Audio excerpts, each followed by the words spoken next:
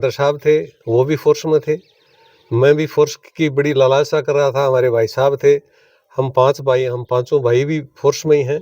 कहा जाए कि यहाँ मैन पावर की कमी है। मतलब वहाँ से गोली फायर हो रही थी या ग्रेनेड फायर हो रहा था।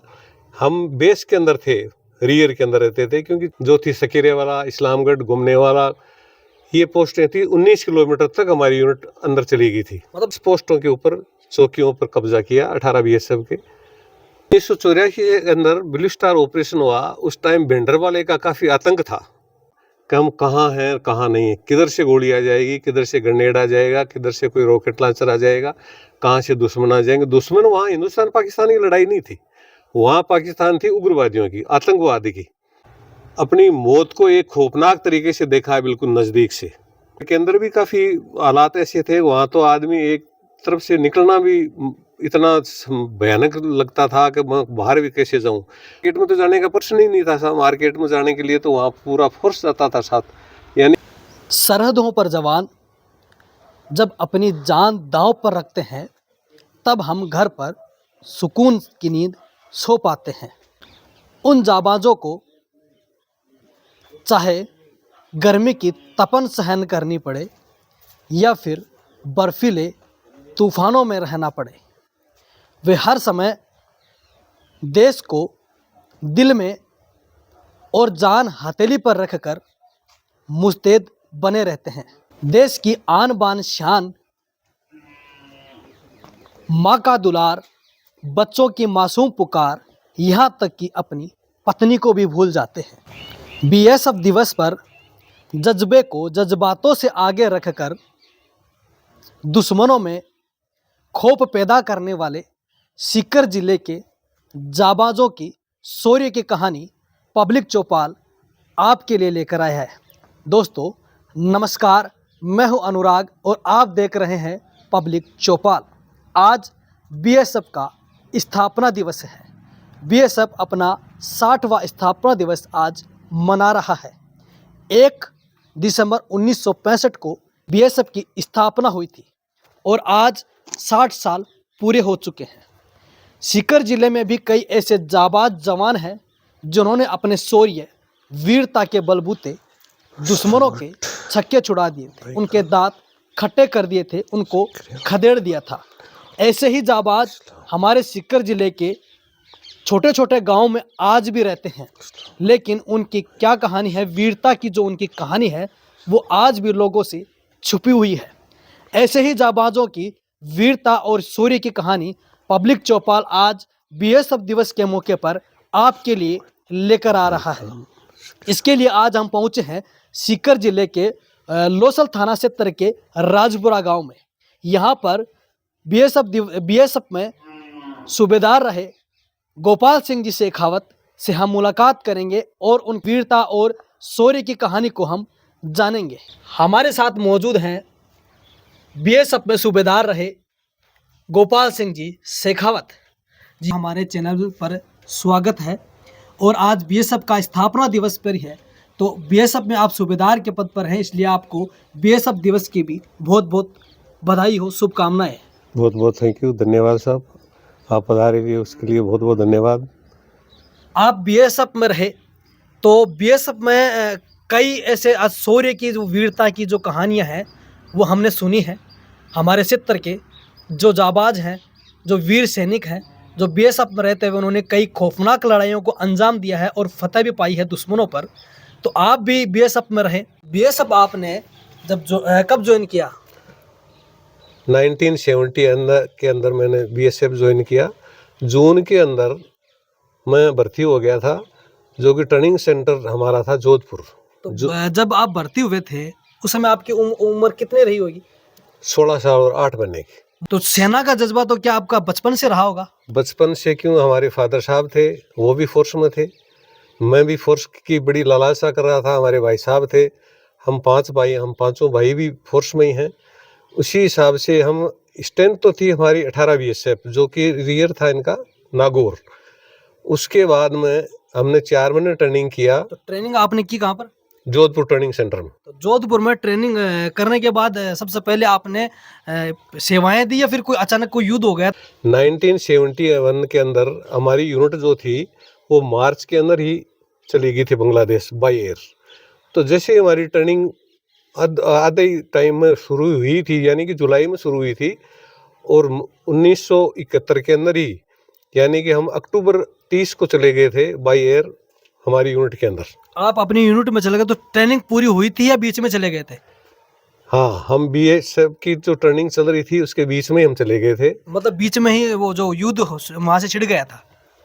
तो हम 18 बीएसएफ के अटैचमेंट के हिसाब से एसटीसी जोधपुर ट्रेनिंग कर रहे थे। ट्रेनिंग के दौरान ही हमने 4 महीने की ट्रेनिंग की और उसी टाइम हम 18 बीएसएफ की अटैचमेंट पर थे। तो हमारी यूनिट ने वहाँ से कॉल किया कि भाई जो भी ट्रेनिंग लड़के कर रहे हैं उनको यहाँ भेजा जाए। क्यों भेजा जाए? कि यहाँ मैन पावर की कमी है। जब ट्रेनिंग में ही आपको वहां से ट्रेनिंग छोड़कर ही आपको वहां पर बुला लिया गया? हाँ, जबकि ट्रेनिंग हमारी 9 महीने की होती है, लेकिन वहाँ मैन पावर की कमी की वजह से हम वहाँ पर चले गए। तो कितने 4 महीने ट्रेनिंग की आपने? जी, 4 महीने ट्रेनिंग की। जुलाई, अगस्त, सितंबर, अक्टूबर 30-71 को हम चले गए। वहाँ से फिर 30 नवंबर 1971 को हम वापस नागौर आ गए। से युद्ध हुआ था तो वहां पर आपने कोई ऐसे खौफनाक मंजर क्या आपके जहन में आज भी आपको याद है? देखिए साहब, हमने तो 4 महीने ट्रेनिंग की थी। उस पीरियड के अंदर लड़ाई के बारे में हमने सुना भी नहीं था कि भाई लड़ाई भी फोर्स लड़ती है क्या। उसके बाद में जो जवान हमारे से सीनियर मोस्ट थे वो आके हमारे को स्टोरी बताते थे कि हम वहाँ गए, वहाँ से गोली फायर हो रही थी या ग्रेनेड फायर हो रहा था। हम बेस के अंदर थे, रियर के अंदर रहते थे, क्योंकि 4 महीने की ट्रेनिंग के दौरान अफसर साहिबान भी सोचते थे भाई इन लड़कों को आगे नहीं भेजा जाए, क्योंकि इनको इतना तजुर्बा नहीं है लड़ाई के बारे में, इनका आधुनिक हथियार चलाने के बारे में नहीं है। हम बेस में रहे, लेकिन मैन पावर कमी की वजह से हमारी जो 2 कंपनियां थी 18 बीएसएफ की, उनको पीछे रखा गया। तो वहाँ हम रहे। 30 नवंबर 71 को हमारी यूनिट वापस बाय एयर आ गई, क्योंकि ये हालात हिंदुस्तान पाकिस्तान के ख़राब होते जा रहे थे। तो हम वापस नागौर आ गए।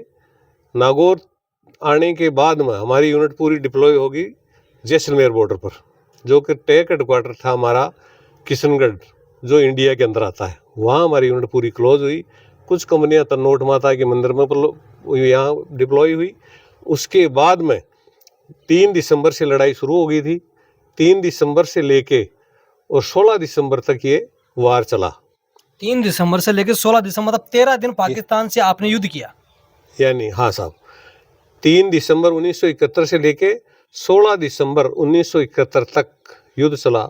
16 तारीख को सीज़फायर हो गया था। उसी पीरियड के दौरान बांग्लादेश अपना वो भी अलग हो गया इंडिया से, और पाकिस्तान का तो युद्ध चल ही रहा था।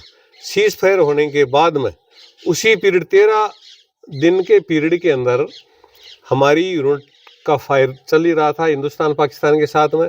उस टाइम पोस्टें थी जो पाकिस्तान की, जो थी सकीरे वाला, इस्लामगढ़, घूमने वाला, ये पोस्टें थी। 19 किलोमीटर तक हमारी यूनिट अंदर चली गई थी। मतलब जैसे कहते हैं घर में घुसकर मारते हैं, तो घर में घुसकर मारना तो उसी समय चालू हो गया था? देखिए साहब, उसी टाइम 3 दिसंबर 71 को लड़ाई शुरू हो गई थी। तो हमारे कर्नल साहब थे मेघ सिंह जी, जो जोधपुर के रहने वाले थे, वो 10th पैरा से आए थे। वो यूनिट को कमांडो ही बोलते थे, और यूनिट कमांडो के नाम से उनके 19 किलोमीटर पाकिस्तान के अंदर जाने के बाद उन बैंकरों को ध्वस्त किया, और वहाँ की जो फोर्स थी, पाकिस्तान के रेंजर्स थे, उनको खदेड़ दिया। वो वापस वहाँ से भाग गए।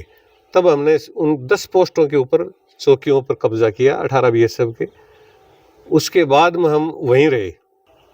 तो इसके आगे इसके अलावा जो अन्य कोई ऐसी घटनाएं हैं जो आप आज भी याद करते हैं तो सहम जाते होंगे, ऐसी कोई घटनाएं हैं जो जिनके बारे में हमारे दर्शकों को बताइए, जो आपके शौर्य की कहानी रही? जैसा ऐसा ही कोई ऐसे दृश्य जो आप भी आज भी आपके जहन में आते होंगे? जी हाँ, 1984 के अंदर ब्लू स्टार ऑपरेशन हुआ। उस टाइम भिंडरवाले का काफ़ी आतंक था, पंजाब के अंदर बहुत ज़बरदस्त आतंक था, और वहाँ काफ़ी फोर्स की कैजुअलिटी भी हुई, और हमारी यूनिट वहाँ भी डिप्लॉय थी।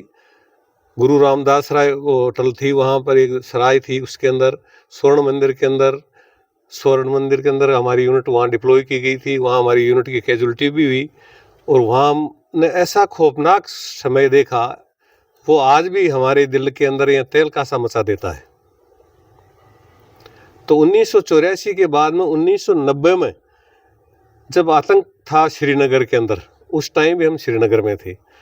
वहाँ का खौफनाक तो साहब ऐसा था कि बिल्कुल कोई पता नहीं लगता था कि हम कहाँ हैं कहाँ नहीं है, किधर से गोली आ जाएगी, किधर से ग्रेनेड आ जाएगा, किधर से कोई रॉकेट लॉन्चर आ जाएगा, कहाँ से दुश्मन आ जाएंगे। दुश्मन वहाँ हिंदुस्तान पाकिस्तान की लड़ाई नहीं थी, वहाँ पाकिस्तान थी उग्रवादियों की, आतंकवादी की।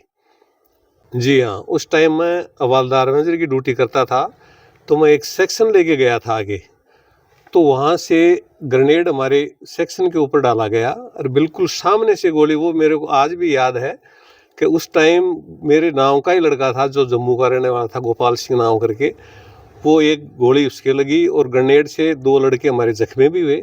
उस सेक्शन में मौजूद था, तो मैंने बिल्कुल अपनी मौत को एक खौफनाक तरीके से देखा है, बिल्कुल नज़दीक से, जो कि बिल्कुल पास में आके गई है। जो हमारी सेक्शन का लड़का था गोपाल सिंह, जम्मू का रहने वाला था, उसकी कैजुअल्टी हो गई, 2 लड़के घायल हो गए थे। तो आपने अपनी सेवाएं जो आपने दी युद्ध के दौरान, कोई ऐसे मंजर जहां कई हमारे भारतीय सैनिक हैं जिनकी अचानक पाकिस्तानी गोलीबारी में जो शहीद हुए हैं, या फिर हमारी जो सेना है उन्होंने पाकिस्तानी दुश्मन सैनिक हैं उनको, कईयों सैनिकों को मारने का काम किया, ऐसा कोई दृश्य कोई आपको याद हो तो? हाँ, वो दृश्य तो साहब हम लड़के ही थे, जवान ही थे।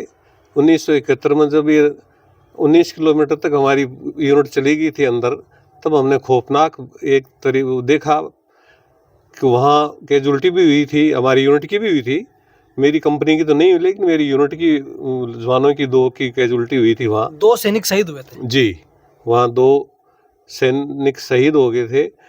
और श्रीनगर के अंदर भी काफ़ी हालात ऐसे थे, वहाँ तो आदमी एक तरफ से निकलना भी इतना भयानक लगता था कि मैं बाहर भी कैसे जाऊँ।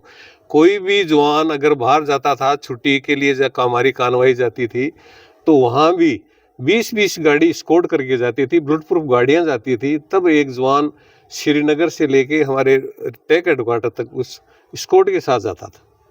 फोर्स का जो भी जवान अगर सुबह का रोज़मर्रा के लिए बाहर जाता था, शौचालय के लिए जाता था या कहीं दुकान पर जाता था, तो उसके साथ में भी स्कॉट जाते थे। यानी कि 20-20, 25-25 जवान उनके साथ जाते थे स्कॉट के लिए, क्योंकि वहाँ इतना ज़्यादा, वहाँ पाकिस्तान से कोई मतलब नहीं था। वहाँ के जो उग्रवादी थे, आतंकवादी थे, उनका खौफ ज़्यादा था कि वो किस गली से आ जाएँ, क्योंकि इतनी कंजेस्टेड वहाँ की गलियाँ थी, वहाँ से निकलना मुश्किल होता था। हिंदुस्तान पाकिस्तान की लड़ाई के अंदर तो ऐसा रहता है, भाई सामने से गोली आ रही है, तो यहाँ श्रीनगर में तो इतना कंजेस्टेड एरिया था, कंजेस्टेड गलियाँ थी, कंजेस्टेड रास्ता था, वहाँ भी ऐसा लगता था पता नहीं ऊपर से कोई गोली फेंक देगा, ग्रेनेड फेंक देगा, कोई आतंकवादी हमला कर देगा। तो वहाँ भी आपसे हम निकलते थे तो कम से कम 25-30 स्कॉट साथ जाते थे, तब जाके आदमी बाद रोज़मर्रा के सामान जैसे लाना है या शौचालय के लिए जाना है या इधर उधर कहीं, मार्केट में तो जाने का प्रश्न ही नहीं था साहब। मार्केट में जाने के लिए तो वहाँ पूरा फोर्स जाता था साथ, यानी कि कम से कम 20-25 आदमी जाते थे, तब जाके आदमी बाहर निकलता था। खैर अब तो साहब हालात ही सुधर गए हैं, वो टाइम तो अलग था। 89-90 की बात कर रहा हूँ, उस टाइम हमारी यूनिट वहाँ थी। तो ऐसे खौफनाक मंजर के समय जब आपने वहाँ पर ड्यूटी की, तो आप कभी आपने ये नहीं सोचा कि सेना की जो सेवा है उसको छोड़कर घर आ जाऊँ, कहीं मेरे साथ कुछ घटना न घट जाए? अरे नहीं साहब, ऐसे कभी हो सकता है क्या? हमारे फादर साहब भी फोर्स में थे और वो भी एक अधिकारी से पेंशन आए हैं, वो भी गांव में आते थे, तो हमारे को वहाँ की किस्सा मशवरा करते थे। तो हमारे को जज्बा उसी टाइम से था कि हम भी फोर्स में जाएंगे और फोर्स की नौकरी करेंगे और अच्छा हमारा टाइम पास करेंगे। और उसी हिसाब से हम पूरी सर्विस करके तो नहीं आए, हम इच्छानुसार, यानी कि वॉलंटरी रिटायरमेंट आया हूँ मैं 34 साल की सर्विस करके। तो मेरा बेटा भी बीएसएफ में है, मैं भी बीएसएफ में था, हमारे फादर साहब भी बीएसएफ में थे। अभी भी मैं, मेरे बेटा की पोस्टिंग भी वहीं श्रीनगर है, जहाँ बिल्कुल उस टाइम आग बरसती थी। 89-90 की बात कर रहा हूँ। वो लड़का अभी भी वहीं है, तराई गाँव श्रीनगर के अंदर आता है, वहाँ है। मतलब जहां आपने उस खौफनाक मंजर में सेवाएं दी, ड्यूटी करी, तो उसी जगह पर आज आपका बेटा सेवा दे रहा है, तो आपको कैसा लग रहा है? अरे साहब, मेरे को तो बड़ी खुशी है। मेरा बेटा अभी भी छुट्टी काट के गया है, तो मैं तो उसको यही कहता हूँ, भाई मैं तो वहाँ रहा हुआ हूँ और बड़ी खौफनाक उस जगह वहाँ उस टाइम 89-90 के अंदर तो बहुत खौफनाक टाइम था वो तो। खैर आजकल तो काफ़ी फ़र्क पड़ गया, उस टाइम में तो आज में बहुत फ़र्क है। लेकिन मैं बेटे को अभी भी कहता हूँ कि बहुत अच्छी तरह ड्यूटी करो, तो हमारी इच्छा तो अभी भी वही है। आपके पिताजी सेना में रहे, बीएसएफ में, आप खुद बीएसएफ में रहे और आज आपका बेटा बीएसएफ में रहते हुए सेवाएं दे रहे हैं। तो आपने जैसा बताया कि आपके पिताजी 5 भाई थे, तो वो सभी भी सेना में रहे हैं। तो सेना के जज्बे को देखकर जो आपके परिवार में सेना को लेकर जो जज्बा है, आपके दिल में जो देश के प्रति सेवा करने का जो जज्बा है, वो बहुत ही सराहनीय है। उसके लिए आप युवाओं को क्या संदेश देना चाहेंगे? देखिए साहब, अभी भी जो जवान लड़के हैं पढ़ने जाते हैं, तो भी मैं सुबह अर्ली मॉर्निंग जाता हूँ, मॉर्निंग वॉक में, तो बच्चे मिलते हैं मेरे को कई, मैं उनको यही शिक्षा देता हूँ कि फोर्स में जाओ, देश की सेवा करो, अपने बाल बच्चों को पालो, अच्छी शिक्षा प्राप्त करो।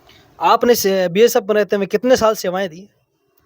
मैं साहब 34 साल सर्विस दे के वॉलंटियर रिटायरमेंट आया।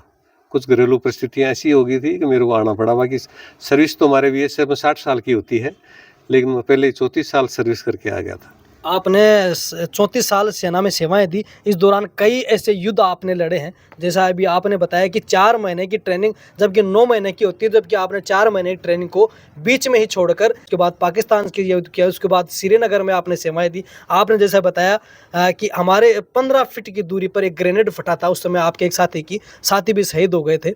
ऐसे ऐसे खौफनाक मंजर में आपने सेवाएं दी। इस जज्बे को हम सलाम करते हैं, आपके जज्बे को हम सलाम करते हैं, देश के सैनिकों को हम सलाम करते हैं। उन्हीं के बदौलत आज पूरा देश चैन की नींद सो रहा है। तो दोस्तों, जैसा कि सूबेदार गोपाल सिंह जी ने बताया, इनके जो शौर्य की कहानी है ये ग्रामीणों से छिपी हुई थी, लोगों से छिपी हुई थी। जो हमारे दर्शक हैं, हम उनसे कभी कहना चाहेंगे कि देश के सैनिकों का सम्मान करें, उनको सलाम करें। आज उन्हीं के बलबूते हम आज चैन की नींद सो रहे हैं। ऐसी ही शौर्य की कहानी हम और लेकर आएंगे आपके समक्ष। अभी सीकर जिले के कई ऐसे गांव हैं जहां पर जो शौर्य और वीरता के प्रतीक जो सैनिक हैं, उनकी प्रतिभा आज छिपी हुई है, लोगों से अनजान है। हम आपको दिखाएंगे अगले एपिसोड में। धन्यवाद दोस्तों। Thank you sir.